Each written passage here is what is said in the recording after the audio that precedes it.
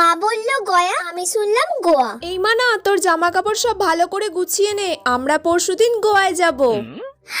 Wow, আমরা পরশুদিন গোয়ায় যাব। মা, খুব মজা হবে তাহলে, সবাই মিলে আমরা গোয়ায় যাব।